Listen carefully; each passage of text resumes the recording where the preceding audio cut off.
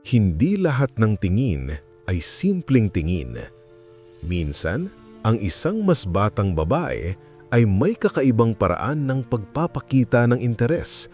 Hindi direkta, pero malinaw kung marunong kang magbasa ng kilos, galaw at pananahimik. Maraming lalaking mas mature ang nakaka-attract sa mga mas batang babae, pero madalas sila rin ang bulag sa mga senyales na ito. Kaya kung ayaw mong palampasin ang pagkakataon, dapat mong matutunang basahin ang sinasabi ng katawan, ng mata at ng presensya ng isang babae. Ang totoo, hindi mo kailangang maging gwapo, mayaman o magaling magsalita. Kailangan mo lang maging aware. Dahil kapag nakita mo na ang mga palatandaan na ito, mas madali mong malalaman kung dapat ka bang umabante o umatras. Una, laging naghahanap ng rason para makalapit. Hindi ito yung obvious na paglalandi na makikita mo sa social media. Mas tahimik ito, mas totoo. Kapag ang isang mas batang babae ay gusto ka, mapapansin mong palagi siyang may dahilan para mapalapit kahit hindi naman kailangan. May itatanong na alam na niya ang sagot. May ikukwento na pwede namang ipagpaliban. May simpleng dahilan lang para manatili sa paligid mo ng mas matagal. Hindi ito aksidente. Ang babae ay bihirang mag-aksaya ng oras sa lalaking wala siyang pakialam. Kaya kapag napapansin mong inuulit-ulit niya ang presensya niya sa buhay mo, may intensyon yun. Lalo na kung hindi siya ganito sa ibang lalaki. Iyan ang malinaw na pagkakaiba ng pagiging friendly at pagiging interesado. Bilang mas mature na lalaki, ang dapat mong gawin ay obserbahan ang consistency. Isang beses ay wala lang, pero kung paulit-ulit may pattern na. At ang pattern na iyon ay nagsasabing komportable siya sa iyo. Ang comfort ang unang hakbang ng attraction, lalo na sa mas batang babae. Hindi sila agad naghahanap ng romance, naghahanap muna sila ng safety. Mapapansin mo rin na kapag lumalapit siya, hindi siya nagmamadali, hindi siya balisa, parang gusto lang niyang andoon. Iyan ang klase ng presensya na hindi pinipilit pero hindi rin aksidenteng nangyayari. Tahimik lang pero malinaw. Kung ikaw ay lalaking kalmado, hindi needy at hindi naghahabol ng atensyon, mas lalo itong lalakas. Dahil ang babae, lalo na ang mas bata, ay naa-attract sa lalaking hindi niya kailangang aliwin.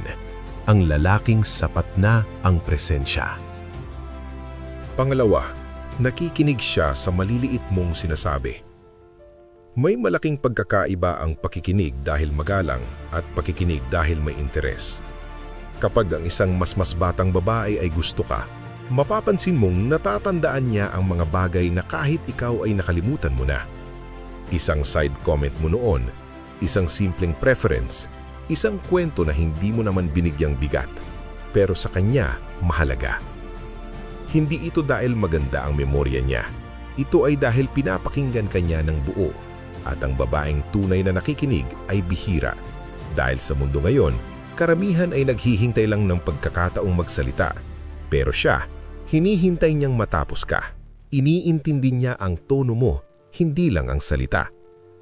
Kapag binanggit niyang muli ang isang bagay na sinabi mo dati, isang paboritong pagkain, paniniwala o karanasan, doon mo makikita ang interes. Hindi niya ginagawa ito para magpa-impress. Lumalabas lang ito ng natural. At doon nagiging delikado dahil ang ganitong klase ng atensyon ay hindi ibinibigay sa kahit sino. Para sa mas batang babae, ang isang lalaking may lalim ng isip ay parang libro na gusto niyang basahin ng dahan-dahan. Kaya bawat detalye, kinukuha niya. Hindi siya nagmamadali. Hindi rin siya naglalagay ng label. Pinapanday niya muna ang koneksyon. Kung napapansin mong mas insightful ang mga tanong niya habang tumatagal, mas personal, mas totoo, ibig sabihin, lumalalim na ang interes. Hindi ka na lang isang tao sa paligid, isa ka ng reference point sa isip niya. At bilang lalaking may disiplina, ang pinaka-stoic na galaw dito ay simple lang, manatiling totoo. Dahil kapag ang babae ay nakikinig sa iyo ng ganito, hindi niya hinahanap ang perpekto, hinahanap niya ang totoo. Pangatlo, iba ang kilos at tingin niya kapag kayo na lang ang magkasama. Maraming babae ang kayang maging palakaibigan sa harap ng maraming tao, pero ang babaeng may interes, lalo na kung mas bata sa iyo, ay nagbabago kapag kayo na lang ang natitira sa eksena. Hindi ito dramatikong pagbabago, mas tahimik, mas totoo, parang bumababa ang guard niya. Mapapansin mong mas tumatagal ang eye contact, hindi yung titig na mapanghamon o bastos, kundi yung parang sinusukat ka. Tinitingnan kung ligtas ka ba, kung totoo ka ba, kung kaya ka bang pagkatiwalaan, at sa pagitan ng mga sandaling iyon, may katahimikan na hindi awkward, komportable. Ang boses niya maaaring maging mas mahina, mas maingat ang mga salita. Minsan mas expressive, minsan naman ay mas reserved. Pero ramdam mong hindi na ito performance, ito na siya. At kung ikaw ay lalaking marunong manahimik at hindi kailangang punuin ang bawat segundo ng salita, mas lalong lalalim ang moment na iyon. Ang mas batang babae ay kadalasang sanay sa ingay, sa mabilis na usapan, sa instant validation. Kaya kapag nakatagpo siya ng lalaking kalmado at ramdam niyang pwede siyang magpahinga sa presensya mo, nagkakaroon ng kakaibang koneksyon. Doon nagsisimula ang atraksyon na hindi kayang ipaliwanag pero ramdam. Hindi niya ito gagawin kung wala siyang nararamdaman. Dahil kung wala, mananatili siyang pareho sa harap ng lahat. Walang special mode, walang pagbabago. Kaya kapag nakita mong ikaw ang nagiging dahilan ng katahimikan na hindi niya tinatakasan, malinaw ang mensahe. Sa ganitong sitwasyon, ang pinakamalaking pagkakamali ng lalaki ay pilitin ang bagay. Ang tamang galaw ay manatiling steady. Dahil minsan, ang hindi paggawa ng kahit ano ang mismong dahilan kung bakit ka mas lalong nagiging kaakit-akit. Pang-apat, hinahanap niya ang validation at opinyon mo. Kapag ang isang mas batang babae ay nagsimulang maghanap ng opinyon mo, hindi lang tungkol sa mababaw na bagay, may ibig sabihin iyon. Mapapansin mong ikaw ang una niyang kinakausap kapag may bagong desisyon siya, bagong plano, o kahit simpleng pagbabago sa sarili niya. Hindi dahil ikaw ang pinaka-available, kundi dahil mahalaga ang tingin mo. Maaaring magtanong siya kung bagay ba sa kanya ang isang bagay o ikukwento niya ang ginagawa niya habang palihim na tinitignan ng reaksyon mo. Hindi siya humihingi ng papuri lang. Hinahanap niya ang approval ng lalaking nire-respeto niya. At ang respeto ay laging nauuna bago atraksyon.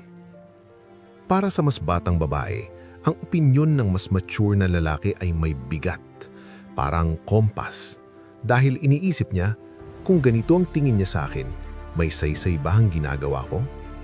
At kung ikaw ay kalmado, hindi judgmental at hindi agad nagbibigay ng validation ng mura, mas lalo kang nagiging mahalaga. Mapapansin mo rin na nagiging mas aware siya sa kilos niya kapag kasama ka. Hindi para magpanggap, kundi para makita mo ang best version niya. Iyon ang tahimik na anyo ng atraksyon, ang pagnanais na maging kaaya-aya sa mata ng isang partikular na tao. Pero tandaan, hindi ito invitation para kontrolin siya o gawing dependent. Ang stoic na lalaki ay nagbibigay ng opinyon, hindi direksyon. Nagpapakita ng respeto, hindi pangangailangan.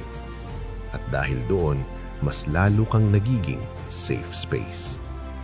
Kapag ang isang babae ay kusa ng naghahanap ng validation mo, ibig sabihin may emotional ng koneksyon. At sa mundo ng atraksyon, ang emosyon ang mas matibay kaysa pisikal. Dahil ang pisikal, mabilis mawala. Pero ang respeto at emotional gravity, iyon ang tumatagal. Panglima, kapag kasama ka, hindi siya abala sa telepono. Sa panahon ngayon, ang tunay na atensyon ay bihira. Kaya kapag napansin mong ang isang mas batang babae ay kusang ibinababa ang telepono niya habang ikaw ang kausap, huwag mo itong maliitin. Hindi ito simpleng pagiging magalang. Ito ay malinaw na pagpilit. Pinipili ka niya kaysa sa endless notifications, chats at validation na pwede niyang makuha kahit saan. Hindi ito pilit. Hindi rin siya nagpapakitang spesyal, pero ramdam mo na present siya. Nakaharap ang katawan niya sa'yo. Nakikinig siya ng buo. Hindi sumisilip sa screen tuwing may katahimikan. At sa bawat sandaling iyon, nabubuo ang koneksyon na hindi kailangan ng maraming salita. Ang mas batang babae ay sanay sa mabilis na stimulation, kaya kapag may lalaking kayang higitan ang phone sa level ng interes, may epekto iyon. Ibig sabihin, sapat ang presensya mo. Hindi mo kailangan mag-entertain, hindi mo kailangan magpatawa palagi. Ang katahimikan mo ay hindi boring sa kanya. Ito ay grounding. Mapapansin mo rin na kapag may tumunog na notification, hindi siya agad tumitingin. Parang mas mahalaga ang moment kaysa sa kung sino ang naghahanap ng atensyon niya online. Iyon ang klase ng focus na hindi ibinibigay sa taong wala lang. Bilang lalaking may disiplina, huwag mong sirain ito sa pagiging needy o sobrang paghabol. Huwag mo ring itest, hayaan mong siya ang kusang manatili. Dahil ang babaeng kusang nagbibigay ng atensyon ay mas malalim ang interes kaysa sa babaeng kailangan pang pilitin. Pang-anim, nagiging personal ang mga tanong niya tungkol sa buhay mo. May punto sa usapan na nagbabago ang direksyon, mula sa simpleng kwentuhan na pupunta sa mas personal na tanong. Hindi na lang, ano trabaho mo? Kundi, masaya ka ba sa ginagawa mo?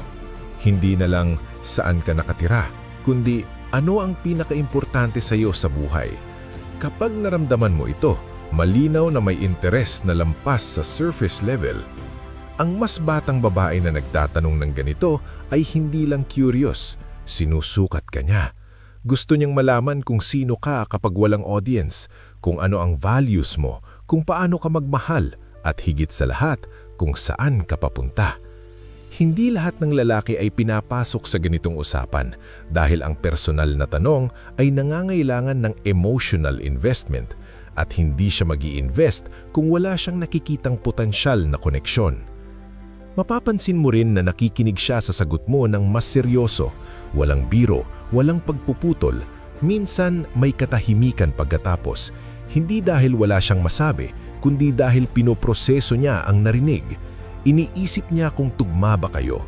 Para sa mas batang babae, ang mas mature na lalaki ay posibleng maging anchor, kaya natural lang na alamin muna niya kung stable ka ba emotionally, kung buo ka ba bilang tao. At kapag nakitaan ka niya ng clarity at paninindigan, lalalim ang paghanga. Ang stoic na lalaki sa ganitong sandali ay hindi nag-overshare, hindi rin nagsusuot ng maskara. Simple, tapat at kalmado. At minsan, sapat na iyon para maramdaman niyang gusto ka niya kahit hindi pa niya kayang aminin. Pang-7, ginagaya ka niya sa maliit pero consistent na paraan.